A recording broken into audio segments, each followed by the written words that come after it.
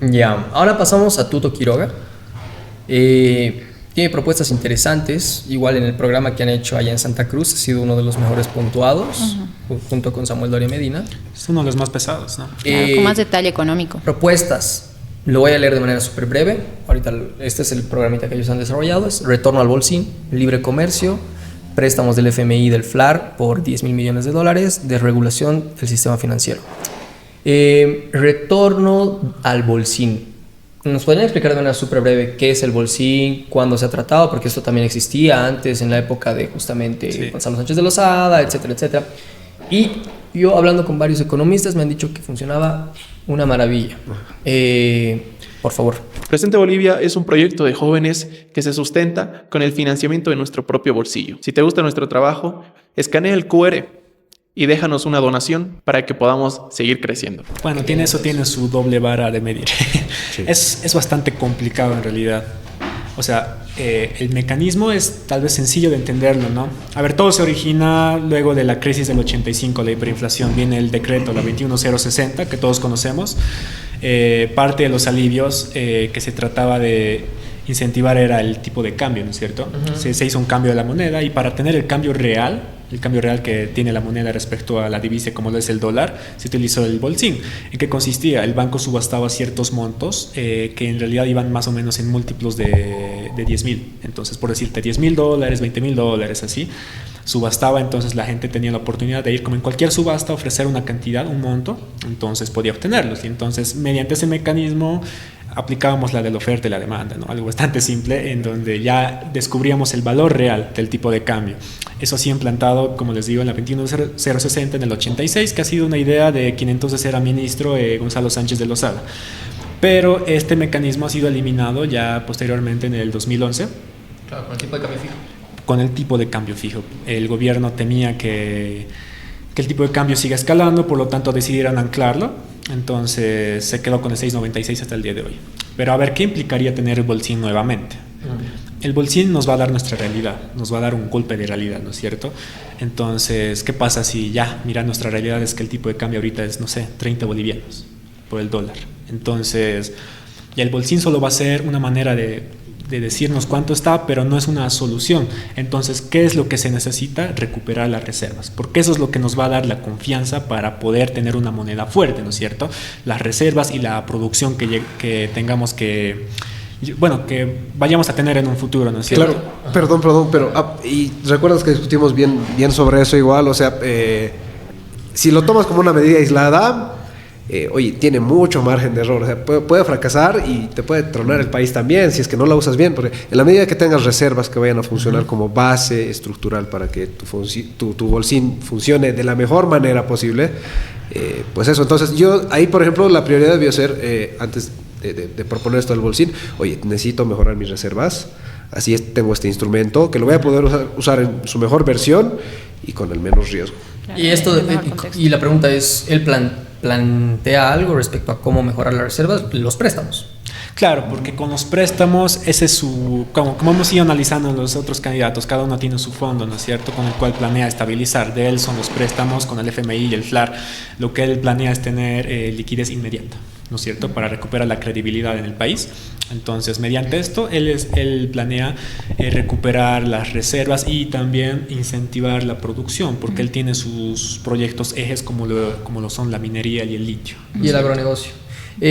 Respecto a los préstamos, ¿ustedes saben cómo es el procedimiento? ¿Cuánto se tarda? A ver. O sea, yo mañana voy al FMI, le digo, porfa, me prestas 12.000. Necesitas un fuerte respaldo de la asamblea.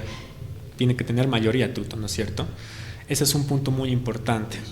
Ahora, segundo, en cuanto a lo del FMI, Bolivia históricamente no ha obtenido más de 1.000 millones en créditos del FMI. Y él planea tener, con el FMI específicamente, como 3,5 millones, ¿no es cierto? El FMI te suele calcular en base al PIB para recurrir a un préstamo, en base a tu cuota, que en Bolivia más o menos era alrededor de 300 millones de dólares. Entonces puede ser bastante... puede quedar en promesa, ¿no?, y no en realidad. No, sí, igual Tuto te decía que él iba a charlar con el FMI. Exacto, que son, Es el discurso Milei, ¿no? Le puedes Así ir a como... pedir. Y no es la misma realidad que Argentina, Bolivia. Argentina es una economía mucho más desarrollada. Milei tenía un plan mucho más serio al principio de su campaña. Y lo que me preocupa, los préstamos. ¿Son pagables para Bolivia? Ahí va el detalle, ¿no? El tipo de crédito al que nosotros accederíamos con el FMI son los concesionarios, que involucra que como nosotros no tenemos buena capacidad de pago, porque no tenemos de dónde, uno, nos van a dar como un ¿Qué es plazo. crédito concesionario? Perdón. Son donde concesionas algo desde la política pública, un ¿no? O sea, tipo de le das alquiler, como, le permites que él Les doy algo participe. Y tú me das Claro. como y yo te doy. No dice qué daríamos de concesión. No. Generalmente son ajustes fiscales, que bajes el gasto público, que hagas algunas Esas son las reformas condicionantes estructurales. que te imponen. Claro, Soberanía. muchas Claro, veces. entonces ahí tienes este detalle, ¿no? ¿Por qué? Porque Bolivia, con el FMI, necesita tener un interés bajo y a largo plazo. Entonces ahí tienes un detalle importantísimo. No es un crédito que de esas 5 años lo pagas y se va el tuto y chao. Es un crédito a 20, 30 años. O sea, tus nietos tal vez o más, o sea, tus hijos, si van a tener hijos, van a también adquirir esta deuda. Y esto condiciona bastante tu política pública, digamos, ¿no? Tu política económica. ¿Por qué? Porque el gobierno que entre tiene, de cierta forma, como tiene una deuda, no puede tomar decisiones así a lo que me da la gana, ¿no? Es como que, mira, yo pienso hacer esto, pero vos, a quien le debo todo, ¿qué opinas? ¿Estás de acuerdo? Te voy a decir, no, flaco, porque yo no estoy segura si me vas a pagar de esa forma, no me gusta, no estoy de acuerdo. O sea, no es mi visión. Tal vez tienes razón en tu visión, pero no es mi visión. Y como yo te presto la plata, no me funciona. Y ojo que ahí es importante, y por eso me meto, o sea, la visión país que vas a tener. O sea, un poquito ya haciendo un paréntesis, ¿no? Pero creo que es muy importante, o sea, tantos proyectos que te hablan incluso de, vamos a cambiar la matriz energética y igual juegan con la industrialización y demás, oye, pero son cosas que no van a pasar. Puedes ser el más capo, pero ni así la vas a lograr en 5 años. E incluso tal vez en 10. Y estás tomando decisiones que, como dice Mariana, es como que van a estar por ahí por un buen tiempo y van a limitarte, condicionarte, bueno, incentivarte también en teoría por un buen tiempo. Pero ¿tienes la visión país suficiente para...? Pucha, pero A mí me esto gustaría yo- a mí que ese es el matiz importante, que me parece que es algo central del plan de Tuto, yo creo que podría salir bien si lo gestiona bien, que es los acuerdos internacionales de libre comercio para Bolivia. ¿Cómo lo planea llevar a cabo Tuto? ¿Lo explica en su plan de gobierno? Se va todos. a Sí, salir con del todos. Mercosur. Él quiere abrirse con todos. O Sí, sea, sí. está Con dispuesto a negociar con todos. Con Unilateralmente, Estados, digamos. con Estados Claro. Unidos, con China, con Rusia, toda inversión Claro, extranjera, y bienvenida. ahorita, el otro día, o sea, con todo el respeto del mundo para JP Velasco, que estaba diciendo que le iba a explicar a Trump que está mal que ponga tarifas. JP a Trump. Sí, claro, me imagino que Quiero lo va a su escuchar, autoestima. es su cuate. No lo vi todavía. Es que como hablan inglés los dos, se van a entender. Y no, lo buscan, le está diciendo que va a explicar que está mal que ponga tarifas. En este mundo en el que estamos, con un Estados Unidos que está siendo proteccionista, ¿cómo es que Tuto quiere gestionar esto? Ahí yo me pongo un poco más serio, es la realpolitik, ¿no? La realpolitik y la realeconomic. No, o sea, claro, tienes por un lado el eslogan, la propaganda y la teoría y la moda y todo que te dice, sí, hay que quitar las barreras. Creo que está bien, pero hacerlo de forma inteligente, nuevamente, o sea, plantear algo que, por ejemplo, porque tú te lo planteas así, liberalizar y ya, oye, pero ¿realmente te conviene hacer eso? Porque en la medida en la que tú vayas a liberalizar ciertos sectores, incluso de la economía, para que vayan a competir con otros, está bien, supuestamente incentivas a que como que se ejerciten más y sean un poquito más fuertes, más competentes y mira, tienes un país un poquito más pujante. En la práctica no siempre es así. Eso es lo interesante. Muchas veces, y ahí yo me pongo un poco susceptible, muchas veces terminas destruyendo la industria nacional. Y bueno, sabes que esa parte de tu economía es muy importante para gestionar otras partes de la economía. Por ejemplo, esto del empleo. Tienes una economía que muchas veces te propone, por el libre comercio puedes convertirte en una pequeña economía comercial, que se dedica al comercio, las transacciones, o el turismo, ¿no? Y, oye, pero ¿qué hacemos con el empleo? O sea, los jóvenes, que estamos tan de moda, van a tener realmente oportunidad. O sea, tantos jóvenes universitarios ahora van a tener oportunidad en un tipo de economía que va a plantearse después de estas medidas de liberalización, porque hay un problema con eso. O sea, muchas veces es como que la división internacional de trabajo, ¿no? Se habla de eso, y te va a poner en un lugar y tú haz lo mejor desde donde puedas, pero a veces no necesariamente es la mejor posición, ¿no? Porque, por ejemplo, pongo este ejemplo concreto del turismo, y hoy está bueno, la verdad. Cada vez estoy bien convencido, pero no creo que sea la única salida o la mejor que vayas a tomar al mediano y largo plazo. Ahora sí, hay que meterle, ¿no? Pero realmente te va a consumir una gran cantidad de mano de obra técnica, o sea, mano de obra calificada, no, o sea, vas a industrializar algo mediante el turismo. Tampoco. Yo quiero hacer énfasis en lo que dice Manu, ¿no? Es como, ¿qué va a pasar con nuestra industria nacional? Que ya está bien chiquita, ya ha venido en picada, ¿la vas a terminar de matar? ¿Cómo la vas a proteger? No es algo que te detalla. Y justo, o sea, Trump se ha puesto tan proteccionista porque ha dicho, la China me está recontra ganando en mi industria nacional. Yo que soy el país más grande, que he hecho lo que me ha dado la gana, mi industria nacional se ha caído porque resulta que sí, yo tengo el nombre en mi país, pero mi empresa produce y hace todo en la China, da dinero a la China, y la China, además de eso, ha aprendido a producir lo mismo. O sea, mi idea ya se la llevó y o sea, ya la puede hacer ellos. Entonces, Trump ha tomado, por ejemplo, esa decisión por entre otros, ¿no? Pero es uno de sus grandes motivos. Y en el caso de Bolivia es como que nosotros, que tenemos una industria muchísimo más chiquita que la gringa de lejos, no vamos a cuidarla. Y obviamente tú puedes decir, o sea, ¿qué industria voy a cuidar? Pero también es como, ¿qué industria vas a fomentar? Justo eso, es como que los jóvenes hoy en día sí, digamos, buscan trabajos. No todos están tan interesados en ser asalariados, ¿no? O en asalariados de una empresa extranjera. ¿Por qué? Porque las condiciones no son beneficiosas, son muy incómodas, y ya nosotros tenemos otra visión. Tienes mucho joven emprendedor hoy en día, se han creado muchos talleres desde el Estado, desde sectores privados, de fomentar este emprendedurismo y hacer crecer esta área en el país. Entonces, ¿tú cómo los vas a proteger de que, por ejemplo, le vas a poner a competir a tu emprendedor que tal vez lleva 5 o 10 años, pero aún es una empresa mediana, lo vas a poner a competir con una empresa china, con una empresa rusa, con una empresa gringa? O sea, y tú dices, sí, le va a beneficiar. Sí, puede ser, claro, tiene que competir, ok. Pero sabemos que esa empresa tiene ayuda de su Estado. Es como, ellos tienen ayuda de sus gobiernos. ¿Por qué tú no vas o sea, tú le vas a dejar así a tu guaguita que corra mientras ellos le están cuidando a sus papás, digamos? Bueno, igual el tema proteccionismo puede salir mal. El tema Trump ya le ha salido muy mal en Estados Unidos con la creación de empleos, que ha sido muy baja en los últimos meses. Ha sido un fracaso total los primeros meses de su idea proteccionista. Y eso me lleva a Bolivia. O sea, no tengo nada en contra de la industria nacional, pero somos eficientes. ¿Cuántos años más necesita nuestra industria nacional si quieren torcer el brazo a alguien que diga, la protegeremos?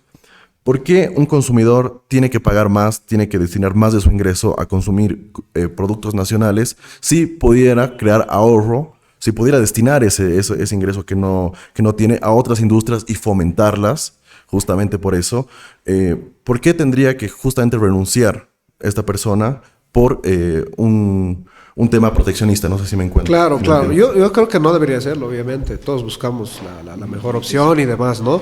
Y creo, en vez de ser le podemos dar la vuelta a eso, ¿no? En vez de ser una crítica pro, digamos, ya dejemos que esto fluya, podemos darle un sentido más constructivo. Oye, mira, deberías tener una industria capaz ¿no? De ser tan buena, tan eficiente, de que sea preferible. En la práctica vemos que no lo es, ¿no? Pero creo profundamente que no necesariamente es un destino al que estemos condenados, ¿no? Lo han hecho otros países. No seríamos el primero y esperemos no ser el último también, ¿no? Claro, pero de que existe de que existe la posibilidad, sí. Creo que se necesita apoyo de distintos sectores, incluyendo también el Estado, pero algo serio, pues, ¿no? Ya, esto de las papas ya está súper quemado, pero ya uno más, entonces ahí no va la cosa, ¿no? Y ahí, digamos, no sé si Tuto, para ir cerrando, o bueno, si quieren hablar algo más desde la perspectiva económica, y a mí me interesa mucho la perspectiva social, ¿no? Si no tienes estabilidad en el país, no tienes nada. ¿Plantea algo respecto a justamente el tema de los bloqueos, el tema de la inestabilidad política, seguridad jurídica, o ustedes se han detenido solo en lo económico? Dale tú primero. Creo que lo da también, por supuesto, ¿no? Incluyendo esta no solo habla también esto de liberalizar, creo que parte de los dólares. Creo que toma como supuesto el hecho de que, por tanto, va a haber estabilidad social, política y todos felices. Pero no toma medidas de respaldo, ¿no? Volvemos a esto que dijimos anteriormente. ¿Pero son medidas de shock las que está tomando? O sea, lo vamos a sentir, digamos. Prácticamente, sí. Sí, totalmente. ¿Como cuáles? Eso me interesa saber, porque eso no sabe, digamos, la población. De Manfred, por arte de magia, al día siguiente vamos a tener 10.000 millones y todos vamos a estar felices. De Andrónico es muy difícil, no sé cuánto tardará en crear su empresa de oro, absolutamente. ¿Y si funcionará? Y si funcionará, sí, etcétera, etcétera. De Tuto tiene, sí, digamos, lo he podido leer, me parece un poco más detallado, sí, el diagnóstico es bastante claro, pero el costo social, ¿qué viviríamos nosotros, los ciudadanos de a pie? Nos faltaría, no sé, subiría todo. ¿Qué piensan ustedes? ¿Cuál es su análisis desde una perspectiva económica? Predecir un poco lo que vaya a pasar es incierto, ¿no? Pero podemos reflejar a una situación parecida al 85, en donde también hubo un crédito por parte del FMI de alrededor de 57 millones de dólares. ¿Qué es lo que pasó entonces y qué es lo que podría pasar ahora respecto a las condiciones que suele poner el FMI, ¿no es cierto?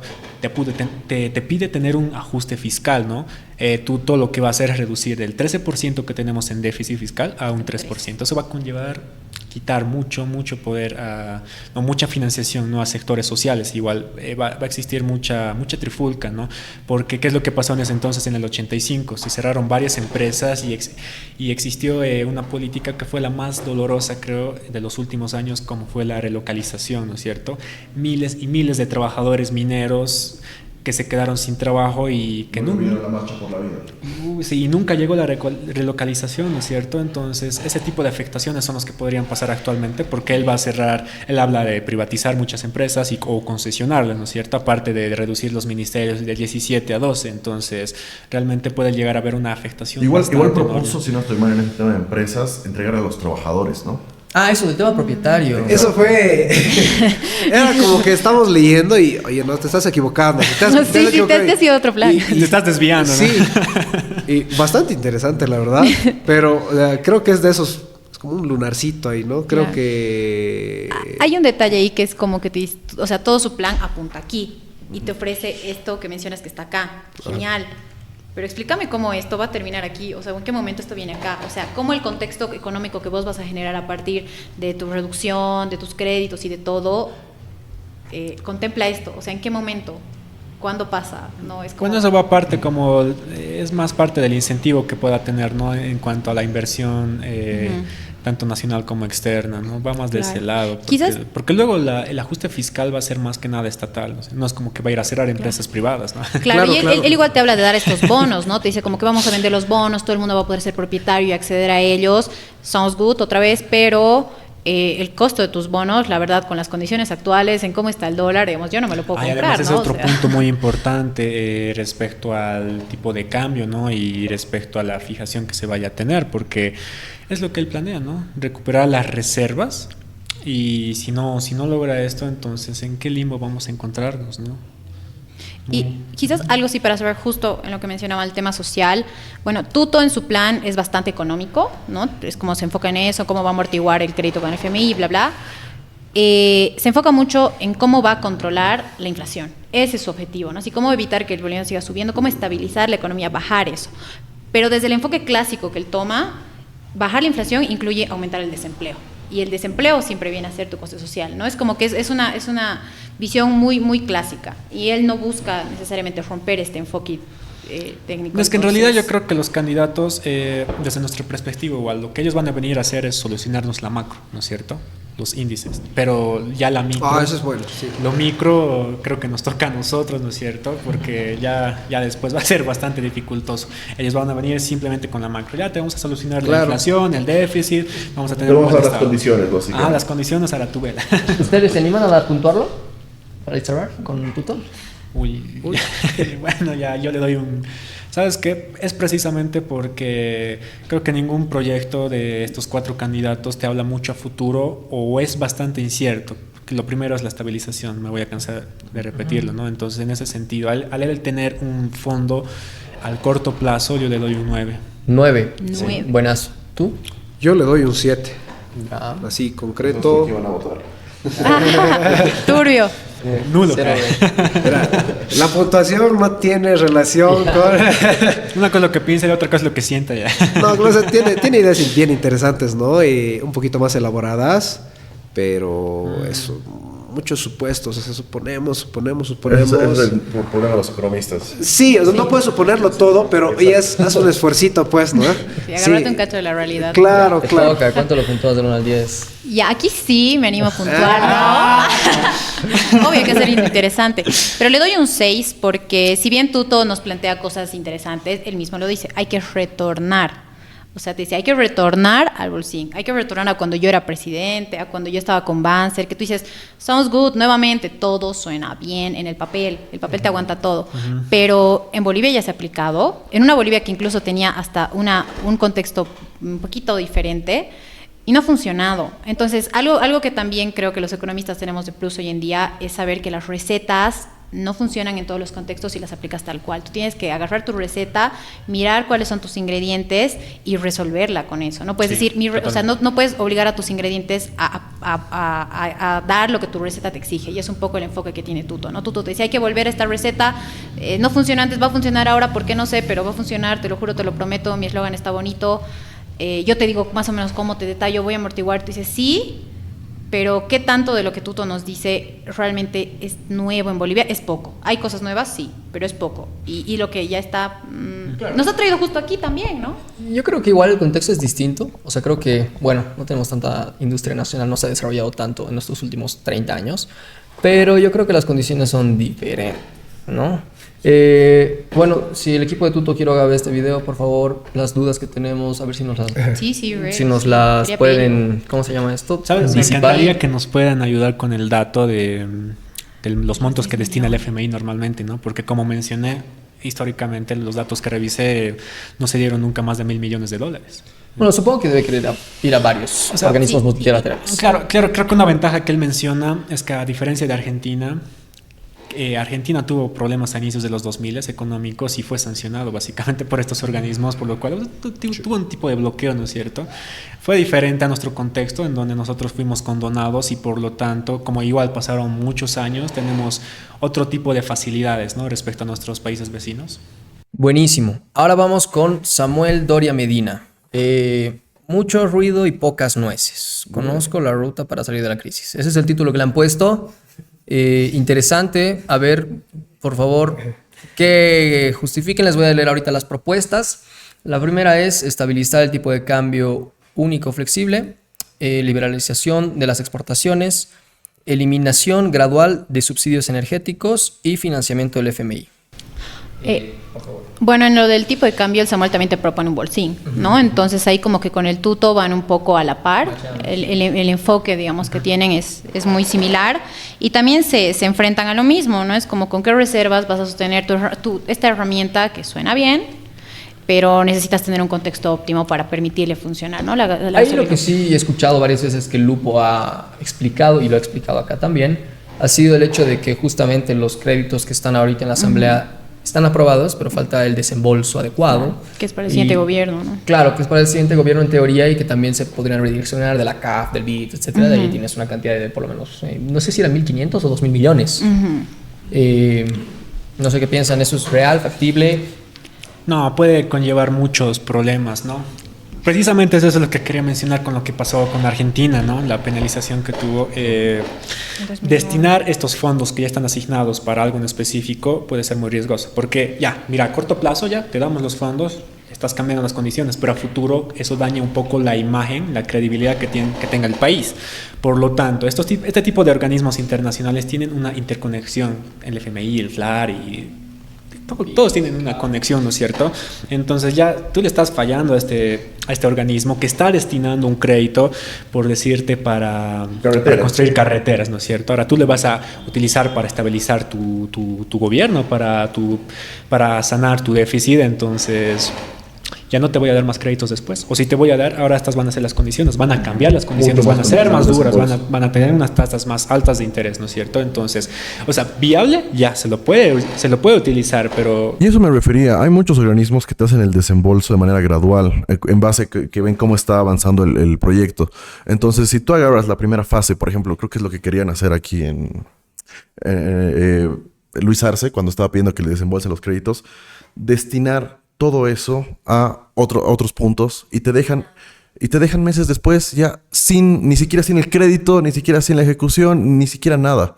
O sea, eso es algo preocupante si es que está en el plan de gobierno de Samuel Doria Medina. Porque nos va a poner en una posición más riesgosa, menos creíble, donde los créditos van a ir a parar a otros lados. En estas elecciones 2025, recuerda votar de manera consciente. Esto implica reconocer la importancia de tomar una decisión que durará 5 años. Infórmate sobre los candidatos y sus propuestas de gobierno. No difundas información no verificada. Vota consciente y construyamos un país del que todos los bolivianos estemos orgullosos. Quizás igual, digamos, lo que justifica que el Samuel quiera redireccionar es que es urgente, ¿no? Es urgente, o sea, él te dice como que tenemos que salvar el país ya. Pero lo preocupante es que en realidad este es su fondo, ¿no? Es como que planea y ahora si le falla eso. Igual lo mismo que con los otros candidatos, tiene que tener mayoría en la asamblea y si no, un pacto. Claro. Pero ¿qué pasa si no existe el pacto? Claro. ¿Qué pasa? Lo mismo que Arce. Ya sabes que no te vamos a dar los créditos y ahora ¿en qué quedamos? ¿No es cierto? Exacto, eso digo. O sea, es más complejo. Para quiere poner esos otros créditos, ¿con qué credibilidad?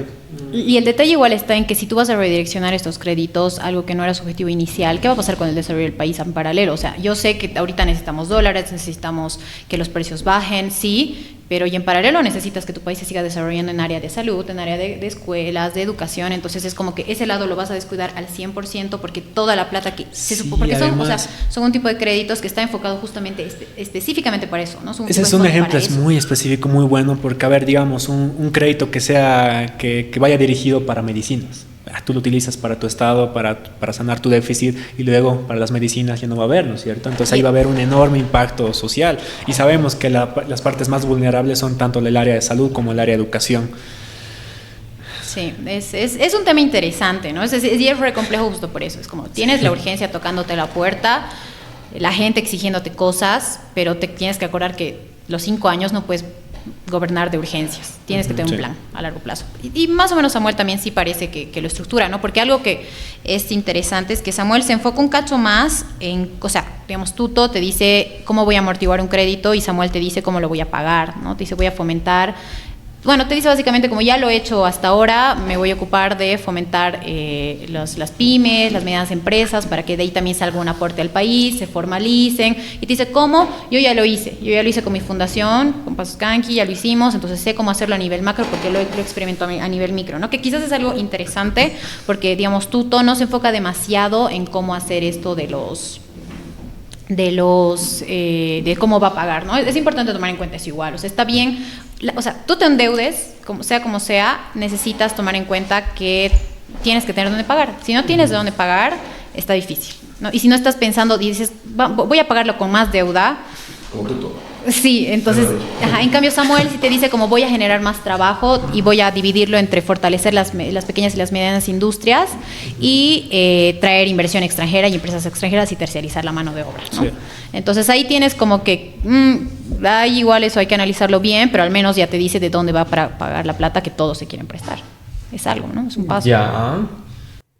¿Cuál sería otra de las críticas o de las propuestas que ustedes dirían que es negativa de Samuel? Bueno, en realidad, porque en cierto punto, digamos, gran parte de las propuestas de Samuel y de Tuto son bastante similares. ¿Cuáles dirían entonces ustedes que son las diferencias que existen entre estos dos programas? Yo creo que si bien, a ver, de los otros candidatos podemos mencionar, ¿no? Manfred se va más al lado estatista, Andrónico es más del lado soberano, Tuto es más del lado tecnológico, Samuel apuesta por el emprendedurismo, ¿no? Ese es su eslogan, ¿no es cierto? Yo soy el mayor emprendedor que tiene el país, ¿no es cierto? Entonces, una de sus grandes apuestas es lo que él llama la revolución del emprendimiento, ¿no es cierto? ¿Cuántos? 700,000 o 1 millón de empleos en 5 años, ¿verdad? 1 millón de empleos. Sí, y también planea, por ejemplo, incurrir en el cambio de la malla curricular que tienen los colegios, o sea, agregarlo como una nueva materia, lo cual nosotros hemos visto, a ver, 2 tipos de escenarios, ¿no? Por un lado, claro que sí, la educación financiera creo que es algo que realmente es muy fundamental, que se debería agregar, ¿no es cierto?, en los colegios, que los niños tengan ese tipo de educación fundamental. Pero por otro lado, ¿qué pasa cuando cuando cambias, ¿no?, el funcionamiento del área educativa? Me parece que hace unos 2 años intentaron actualizar algunas materias y salieron todos los profesores a marchar, a decir, no queremos que hagan cambio, ¿no es cierto? Entonces, ¿qué nos dice que no vaya a pasar lo mismo igual, ¿no es cierto? Que se nieguen los mismos profesores a a optar por este tipo de cambios. Que además, o sea, lo importante ahí es que no responde solamente a criterios también ideológicos, obviamente, pero también a la capacidad que tienen esos profesores de impartir estos nuevos conocimientos, ¿no? Que muchos de ellos no están al pendiente. Y claro que el Estado sí te da talleres, ¿no? El Estado siempre está dándoles talleres. Tendrán que recapacitarse, ¿no es cierto? Claro, y o sea, siempre los está capacitando, ¿no? Pero también se enfrentó justo con eso, que a pesar de que los está capacitando, dicen, no sé qué es esto, no me traigas cosas nuevas, no. Educación sexual, no, por favor, no es un tabú. Además, ¿no? Sí, como es heavy. Igual, algo interesante que tiene el Samuel, a diferencia del tuto, es que el tuto te dice, hay que cerrar las empresas estatales, venderlas, privatizarlas, chao. No me voy a ocupar más de ellos, o sea, me voy a ocupar de otra cosa. En cambio, el Samuel... Pero eso dice en su programa, porque el otro día igual JP dijo, si somos los mejores de empresas de papas fritas, seamos los mejores. Claro, pero no somos los mejores. Es que es una focalización, digamos, que va más del lado estratégico, ¿no? Algunas empresas que realmente pueden rendir con buen fruto, ¿por qué no? Digamos, hay que hacerlos más poderosas, ¿no? Pero otras empresas que realmente que no tienen ningún oficio ni beneficio, que más generan pérdidas, que se cierren, que se concesionen. Claro. Es igual lo que dice Samuel, no te habla de lo voy a privatizar precisamente, ¿no? Que se cierre simplemente ya, ¿no? Tenemos por qué gastar en este tipo de Pero además empresas. el Samuel sí te dice que es necesario analizar, ¿no? O sea, que no una todas revaluación, digamos. Claro, que hay que evaluarlas, no te especifican qué criterios, o sea, cuáles son. Obviamente es un criterio de la eficiencia económica, pero hay que entender, por ejemplo, el teleférico no te genera directamente rentabilidad, pero, o sea, tú visualiza La Paz, el 2025 sin teleférico, o con un teleférico más caro, Y creo ¿no? que lo mismo aplica a algo que muchos critican, ¿no? El funcionamiento de BOA, porque realmente es una empresa muy deficitaria, pero los beneficios sociales que ha tenido, ¿cuántas Los personas precios. han logrado tener su primer vuelo? Cosa que antes hubiera sido inimaginable, con precios tan exorbitantes que ahora son más accesibles, ¿no es cierto? Pero eso igual era por la falta de competencia, ¿no? Igual Claro. que existía en esos años. Eso igual se Sí, es que tendría que tiene sus analizar lados. desde esa parte. Eso es como una ensalada bien rica analizar. ¿Por qué? Porque aquí llegamos a otro campo. La economía no solamente son cifras y datos fríos. La economía también es este lado psicosocial de la gente. Entonces, ahí tienes un problema. O sea, veamos, y ahí volvemos al inicio. El boliviano ahorita no confía en Bolivia, básicamente, ¿no? Le está costando, dice como, amo mi país, pero ¿qué hago? ¿No? El extranjero tampoco. Entonces, algo que también tienes que construir a la par de lo que construyes tu economía es la confianza de la gente, tanto como en sí misma, como en su país, como en su estado, como en sus empresas, como en su privado, como en su público, en ambos. Y esa confianza es una cuestión súper psicológica, que incluso ya se cruza con otras áreas, que es el tema de la dignidad, la autoestima, que tú dices, ¿qué tiene que ver eso con economía? Tiene totalmente que ver. Está súper, la economía, el comportamiento se vincula directamente con eso. La educación financiera actual se vincula directamente. O sea, tú te dicen, si tú tienes alta autoestima, vas a poder mantener en buen estado tus finanzas, porque porque vos estás consumiendo simplemente para satisfacer carencias internas. Tú dices como, che, ¿me estás hablando de cifras o de psicología? Y la verdad es que se junta. Entonces, ahí tienes un rol súper clave que no lo han ahondado mucho los candidatos, pero deberían, porque son cosas de las que los jóvenes sí estamos hablando. Andrónico un poco. Por Un eso, poco, ¿no? claro, que es hablar de cómo fortalecer de cómo se siente el ciudadano habitando, el boliviano habitando en Bolivia. Entonces, ahí sí tienes como este plus de muchas empresas nacionales. Pero desde una perspectiva Wow. un poco de psicología, justamente Samuel plantea esto de los 100 días. Claro. Eh, Ya lo reducí, ya lo cambié. ¿Qué? O sea, lo ha cambiado, ¿no? Que sí debe ser como en 3 meses y de ahí vamos a ver qué pasa. No, es que sí es un cartel que en 100 días va a haber dólares. ¿Y ustedes en 100 días creen que puede haber dólares, puede haber esto de la gasolina? La economía es una ciencia. Bueno, ella podríamos debatir. No, pero siempre es una ciencia social, no es exacta y pues está bien. A pesar que hay mecanismos matemáticos y demás que te pueden ayudar a predecir, entre comillas, nadie la chunta. Eso decía, o sea, como nos han dicho en nuestra primera clase de econometría, la persona que venga a decirte que en tal día va a ser tal cifra es un mentiroso. ¿Cuánto es su margen de error? Samuel. Creo que podemos recordar lo que pasó con Siles Suazo, ¿no? Claro. Entró con la misma. Entró con la misma promesa. y bajó. ¿Y en qué desencadenó? Y que igual una cuestioncita histórica es que los 100 días siempre te han dicho, ¿no? Porque suena bien. Incluso Banzer te decía, 100 días, chicos, lo prometo. Banzer, no veas así duro. No lo descongelen, porfa. Entonces, y tal cual es como que el problema está, además, en que vas a prometer algo y la gente de verdad te va a esperar 100 días. O sea, Pero es que, y eso, no va a digo, o pasar. sea, claro, es que no, yo lo veo desde una perspectiva un poco más, tal vez positiva, le está esperando que justo la gente diga, ok, el 17, 18, si no me equivoco, se cumplen los días de febrero, ahí se cumplen los 100 días, vamos a tener la posibilidad de, claro, que la gente vaya a sacar sus dólares de su colchón, etcétera. ¿Ustedes lo ven posible? ¿Lo ven Es que eso va a depender. desde una perspectiva económica? Claro. Tú, el día siguiente de que gane Samuel, ¿sacarías tus dólares del colchón si te dieras? Ahí está, pues.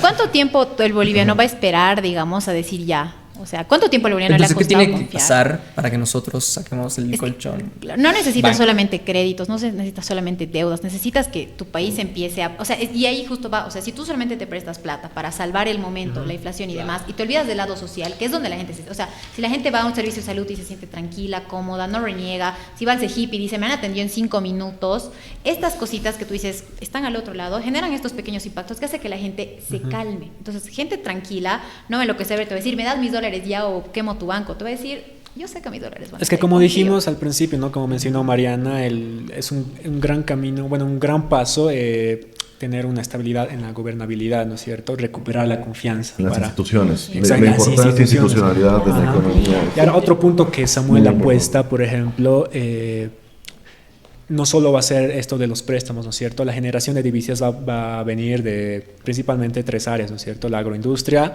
el turismo y la minería. Y bueno, yo quiero enfocarme principalmente en los últimos 2 puntos, porque a ver, en cuanto al turismo, te habla de capitalizar a las ciudades que han sido históricamente importantes, como lo son Potosí y Sucre. Y hago mucho énfasis porque yo soy de Potosí, ¿no es cierto? Siempre me encanta hablar de... Ese es tu favorito, chicos, lo van a poner nervioso Ay, con sí, Potosí. sí, sí. Ama. Sí, no, realmente. Entonces, creo que sobre todo Potosí es una ciudad bastante olvidada e ignorada históricamente, cuando ha sido la ciudad que más ha dado al país. Y mejorar el turismo creo que tiene tanto su parte positiva como negativa. Por un lado, transformamos a la llamada industria sin chimenea, ¿no es cierto? Pero por otro lado se puede convertir en una especie de gentrificación en este tipo de ciudades, en el gentrificación turística. Sí, como pasó en Barcelona, en Ciudad de Claro, México. Pero no creo que sea el caso de Bolivia. No, claro, o sea, tendría que llegar un Puede ser, número porque a ver, ridículo de... es un poco parecido a lo que pasa en extranjeros, Cusco, ¿no es cierto? Está muy Porque las personas que van a Cusco vamos con divisas, ¿no es cierto? Pero la gente local ahí ya le cuesta Claro. más, ¿no es cierto? Comprar las cosas ahí encarece los precios. Pero creo que es un Y claro, detalle si tú alquilas un departamento menor. te sale más rentable vendérselo al que está llegando con sus dólares que al que está viviendo ahí. Me ¿no? parece lejana la idea, pero de ver que así. Igual, pero igual estas creo que eso- manifestaciones en muy Uyuni, probable. digamos, En donde no hay Uyuni. ni alcantarillado. Es una Sí, sí, locura, sí. por ejemplo. Igual, pero para ver un poquito más a futuro, creo que son problemas que no queremos. Mejor si nos los ahorramos. Sí, entonces sí, el turismo está bueno y todo, pero hay Y que hay- ponerle su espacio. Y ahí el tema o sea, sobre los combustibles, Samuel al inicio planteaba justamente como que algo gradual en el transporte, perdón, en la gasolina y en el diésel, luego retrocede y dice, no, estamos a contrarreloj, vamos a quitar de golpe el de diésel, la subvención, pero la de combustibles del transporte público, gasolina, etcétera, lo vamos a hacer de manera gradual. ¿Ustedes qué piensan de esa medida económica? Yo ahí quisiera responder igual de forma general y soy más general. Dale. Mis compañeros lo hacen mejor a veces. Algo en lo que fallan muchos es que justamente te plantean estas políticas, por ejemplo, vamos a quitar subvenciones a este lado, el otro. Oye, pero ¿no hay formas más inteligentes de quitar la subvención? Porque a veces te lo dicen... Más creativos, sí. Exactamente, o sea, sabes... Más o sea, estratégico. Claro, o sea, sabes que hay sectores que necesitan más que otros, ¿no? Y bueno, evidentemente, eso puede generar un montón de desequilibrios y vicios, pero sabes que tienes que mantener subvenciones o cierto tipo de ayudas, digamos, para que estos sectores de alguna manera sustenten. Ahí me gustaría hacer un matiz, porque justo el tema de la subvención a la gasolina, en algunos estudios que han hecho, es regresivo. ¿Qué quiere decir esto? Que los que más se benefician no son los pobres, son los ricos. Porque son los que más consumen gasolina, las que la consumen a más barata, relativamente en comparación a lo que consume una familia pobre. Entonces, justamente ahí estaría el tema de realmente qué tanto estás perjudicando a las familias pobres.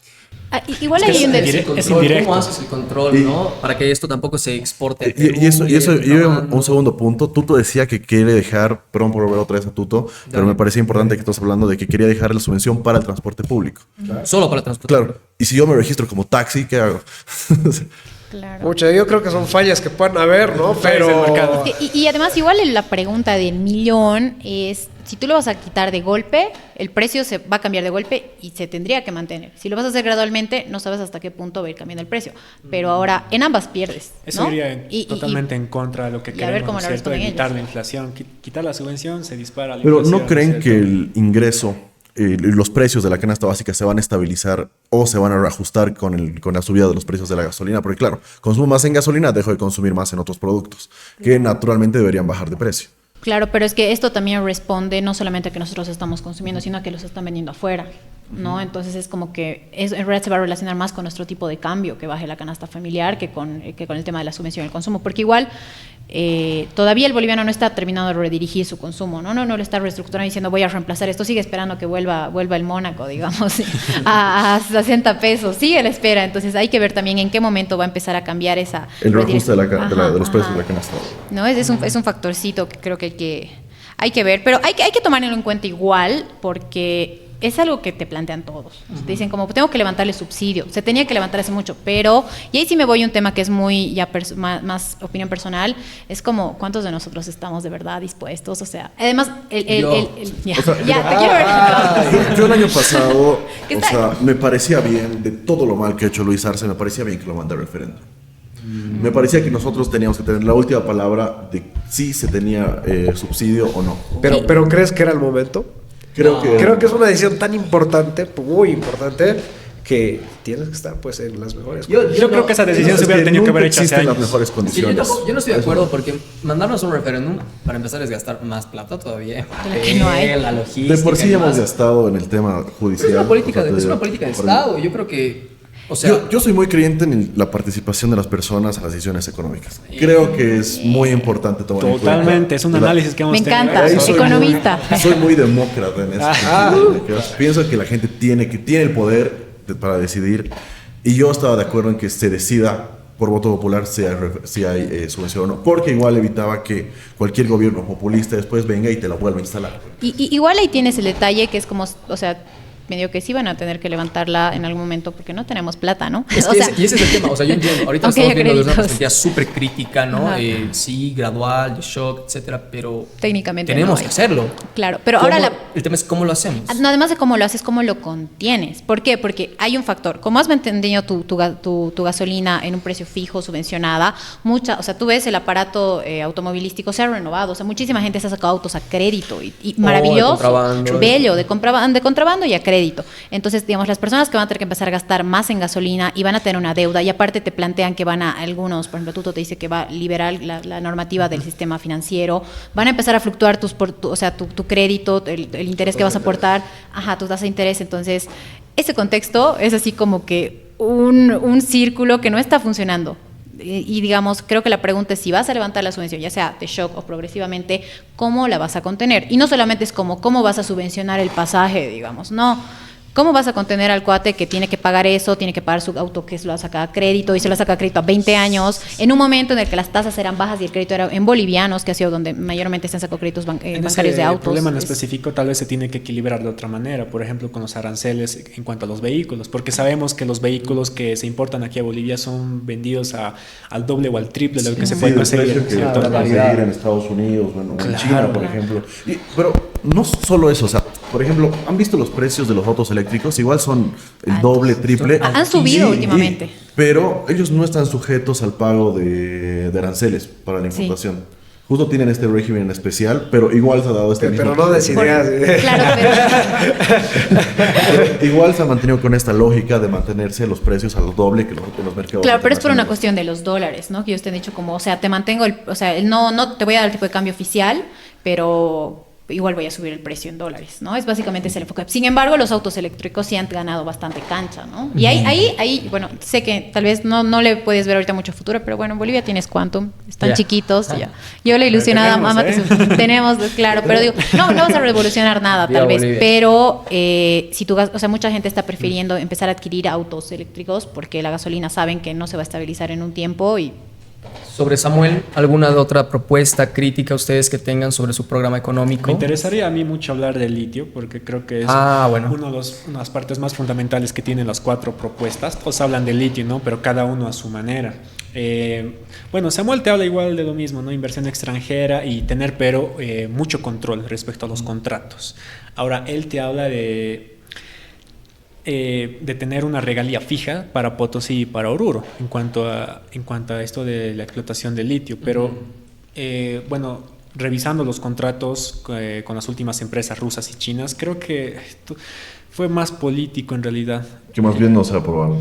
Espero que no, porque el lunes están reinstalando la sesión. ¿Sí? Es que creo que, bueno, son distintos puntos de vista, ¿no es cierto? Por un lado, podemos decir, a ver, yo soy potosino, les menciono, ¿no es cierto? Pero allá mismo en Potosí... Lo gracioso, pero es que allá mismo en Potosí igual todo el mundo está en desacuerdo y dicen, no, queremos que nos garanticen, no sé, 10% de regalías. Pero no se puede garantizar eso, no funciona así. La cosa es que este tipo de empresas que vayan a venir de Rusia o China, o en su defecto de otros países, tienen que venir primero con una nueva tecnología, porque el Salar de Uyuni es una área bastante especial y única en el mundo. Pero más importante todavía, tienen que tener una buena tasa de rentabilidad. Por sobre todo eso. Ahí es donde para justamente traer esas empresas de donde sea, no me importa si son taiwanesas, chinas, pero que no vengan aquí a querer comprarlo por precio de gallina muerta, como que se está estacionando. No, pero a ver, ¿cuál es el tema lo que se manejaba respecto a lo que muchas personas no han logrado entender con los chinos y los rusos? Ellos iban a venir primero a construir una nueva tecnología. No es que ellos tienen la tecnología, contrario a lo que muchos piensan. Segundo, ellos tienen que venir a hacer un estudio económico, un estudio de rentabilidad. Entonces, a ver, ellos están viniendo como empresa privada. Si yo vengo como empresa privada, espero por lo menos no perder plata. Ahora, a ver, si voy a tener una utilidad, por decirte, del 10%, es recién en base a este 10% de utilidad que tengo que negociar las regalías con el país. Eso, porque aquí en Bolivia, incluso para regalías mineras, saca del bruto, no del neto. Entonces, eso es algo importante, porque justamente al reducir del bruto, estás reduciendo la tasa de ganancia, tasa de utilidad, y por ende estás haciendo menos interesante invertir en esa industria. Exactamente, y por eso, o sea, las empresas primero tienen que venir, cualquier empresa que venga, ¿no es cierto? Tienen que venir a hacer ese estudio económico, técnico, para recién poder afirmar o sujetar un porcentaje de regalías. Eso es una parte bastante complicada y es lo que muchos no han logrado entender en su momento, ¿no es cierto? Quieren algo fijo, pero lamentablemente no funciona así. Y ahora decir, ya no quiero a los chinos y rusos porque son parte del lucho y por lo tanto, no sé, está mal, ¿no es cierto? No queremos nada de su gobierno. Pero hay que verlo desde un aspecto técnico. Pero ahora, lógico, no. ya digamos que entra tú, Manfred o Samuel, igual van a hablar con otro tipo de empresas que igual están alineadas a las mismas condiciones, van a estar alineadas, ¿no es cierto? Yo he estudiado el contrato de litio. Bueno, los dos son un desastre desde mi perspectiva.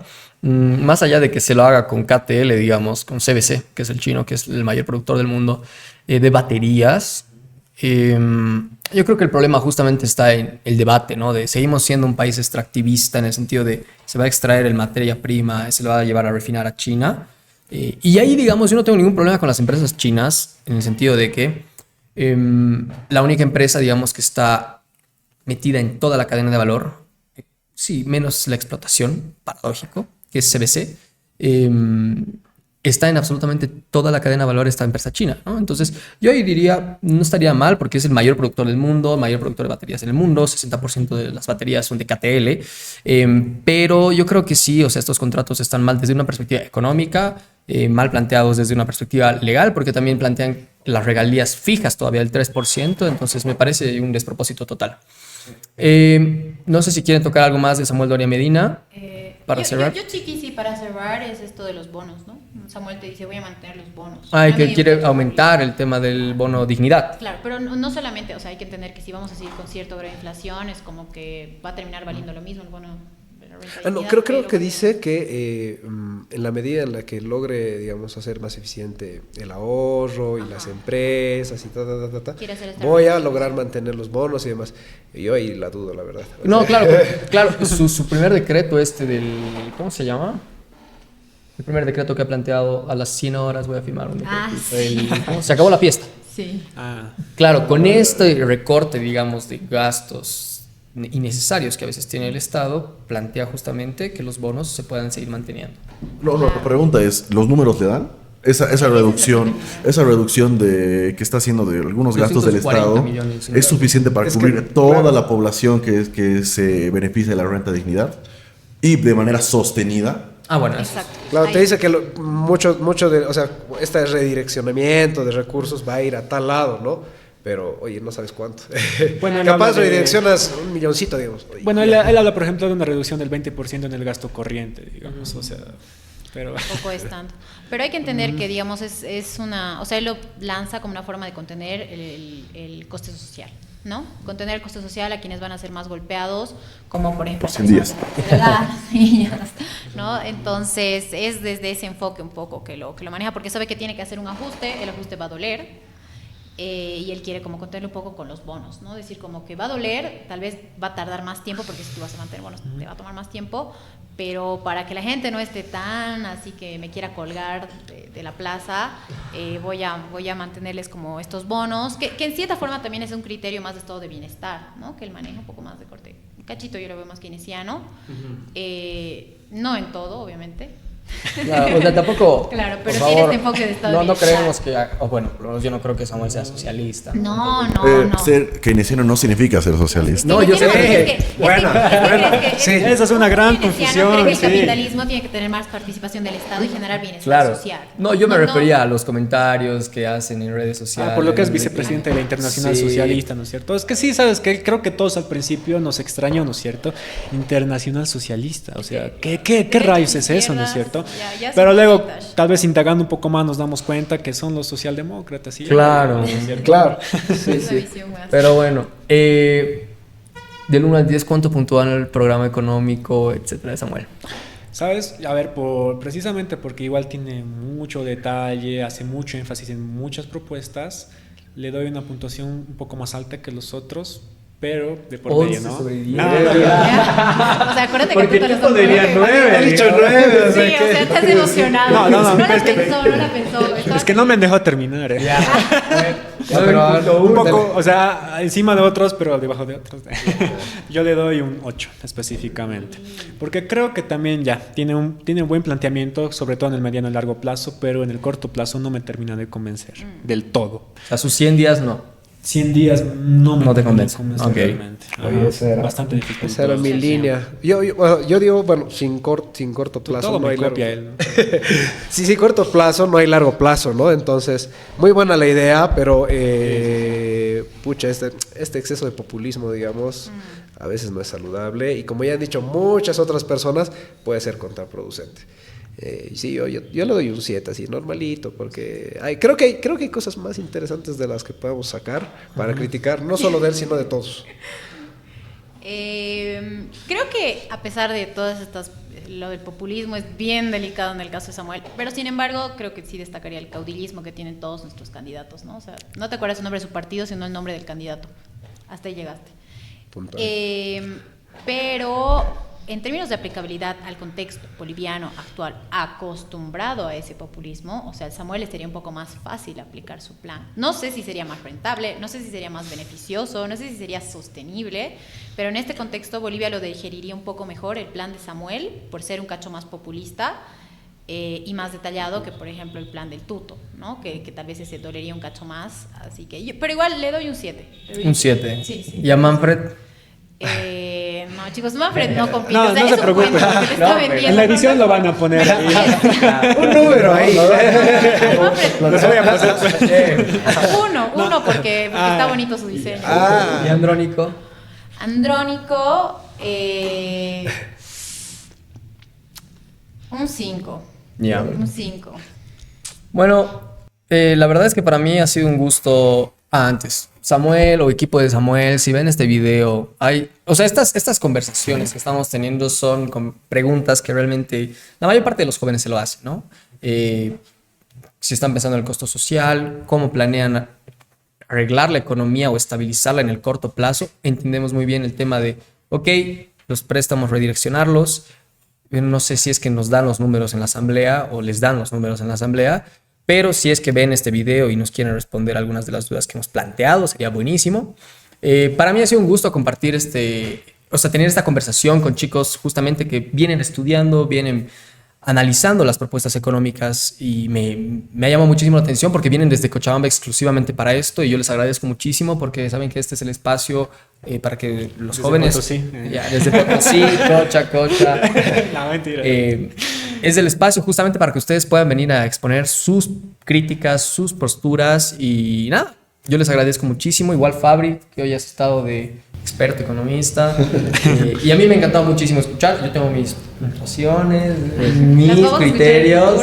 Y las voy a escuchar en otro capítulo. Pero yo les agradezco de verdad. Así que muchísimas gracias por estar presentes y que no sea la última vez. A ver si es que llegamos. Antes yo quisiera, por favor, un minutito para dar una Dale, reflexión ole. así general, así como que comerciales. No, mentira. Un cierre, que es algo que me quedé. No se puede escapar de la ideología. Muchos dicen vamos a ser súper técnicos, nada ideológicos. Todos lo dicen, pero no es así. Es imposible, lastimosamente. Todos tenemos una perspectiva del mundo. Eso también se traduce en los planes y no se puede escapar. Obviamente hay unos que pueden jugar a ser más técnicos y menos propagandísticos. Capaz es eso que se confunde, ¿no? Propaganda con ideología. Pero no se puede escapar. Todos tienen una perspectiva. Sería ideal que todos tengan por lo menos una perspectiva de país de aquí a unos 10, 15 años. No solo salvar el momento, pero eso. Construir un plan serio. Claro, un plan serio, sí. Y superar nuevamente estos mitos de que siempre hablamos de industrialización, pero ¿cuándo, cómo, por qué? ¿Qué enfoque de desarrollo tienes? Hablamos del emprendedurismo siempre, pero ¿a qué tipo de emprendedores vas a ser? No, porque en la práctica sabes que es muy fácil, ¿no? Voy a mejorar salud y está bien, construyo 100 postas así en fila y ya, ¿no? Cumplí mi presupuesto, pero siempre es más complejo. Eso era lo que quería decir. Buenísimo. No se puede escapar. Algo que igual me parece importante aclarar es que esto no está direccionado a favorecer a ningún candidato político, a ninguna fuerza política. Vamos a dejar el link en la descripción y ustedes van a poder hacer su propio análisis respecto a justamente el breve resumen que han hecho para que pueda ser digerible para toda la población. Y si es que tienen dudas, pues por favor consulten con los programas de gobierno y también vean las encuestas, los debates de los candidatos. Ha sido un gusto tenerlos, chicos. No sé si quieren dar un mensaje así ultra mega recontra breve. Ya, bueno, yo creo que por último igual, parte de lo que nosotros queríamos mostrar era también mostrar la parte como nosotros los jóvenes podemos incursionar también en esto de la política, porque creo que todos somos en cierta manera actores dentro de la política, ya sea directa o indirectamente, ¿no es cierto? Entonces, de esa manera nosotros hemos tratado de igual inmiscuirnos en este tipo de temas, a pesar de ser relativamente jóvenes y que en teoría no somos jóvenes sin experiencia, como dicen. Pero creo que es muy importante que todos, sobre todo los jóvenes, empecemos a interesarnos más por estos temas, ya que al final estos programas que contemplan 10, 20 años en un futuro, vamos a ser nosotros quienes vamos a vivirlo en persona, ¿no es cierto? Vamos a estar dentro de estos nuevos planes, por lo tanto tenemos que estar muy conscientes de lo que está pasando ahora que somos jóvenes, para que en un futuro no digamos pude haber hecho algo mejor. Claro, pude haber hecho algo mejor, ¿no es cierto? Sí. Entonces bastante importante eso. Pero bueno, cerrando, por favor, Mateo, muchas gracias por habernos recibido. Igual estamos encantados y desde luego, si se presenta la oportunidad de volver, nosotros encantados de volver. Bueno, gracias chicos, gracias al espacio, gracias presente por generar este rico espacio que crezca.